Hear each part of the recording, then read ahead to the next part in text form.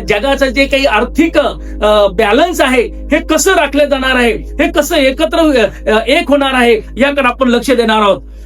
आम्ही जर पाहिलं पवित्र बायबलमध्ये प्रकटीकरणाचं पुस्तक त्याचा 13वा अध्याय आणि 16 आणि 17 मध्ये जर आम्ही पाहिलं, बॅलन्स एकच पैसा, तो पैसा जो घेईल किंवा तो नंबर तो घेईल, ती चिप तो घेईल, त्याला सर्व काही प्राप्त होणार आहे. लक्षात घ्या.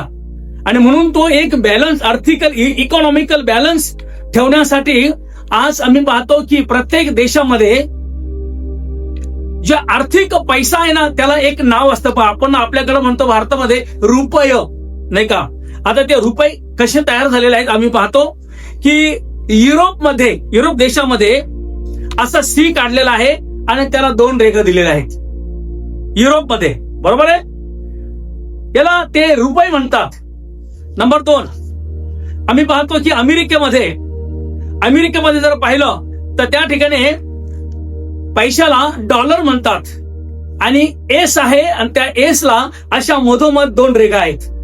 आम्ही जर पाहिलं तर युके मध्ये पैशाला पॉन्ड म्हणतात आणि ते पॉन्ड अशा प्रकारे आहे. लक्षात घ्या, एल काढलेला आहे आणि त्याला 2 रेघा दिलेल्या आहेत. आम्ही पाहतो जपानमध्ये एन म्हटलेला आहे, मराठी 5 आपल्या भाषेमध्ये आणि त्याला 2 रेघा दिलेल्या आहेत. आम्ही पाहतो की भारताचं रुपये हे रुपये, आता तुम्ही ऐकलेलं आहे की देवनागरी शब्द र आणि रोमन र आर हा मिळून जो र झालेला आहे तो र अशा पद्धतीने आहे. ह्या ज्या 2 रेघा आहेत ना, ह्या 2 रेघा माझ्या भावांनो बहिणीनो की हे पैशाचं एक बॅलन्सिंग आहे. लक्षात घ्या. म्हणून ह्या 2 रेघा अत्यंत महत्वाचा आहे, आर्थिक बॅलन्स आहे आणि हे संपूर्ण जगामध्ये चालू आहे.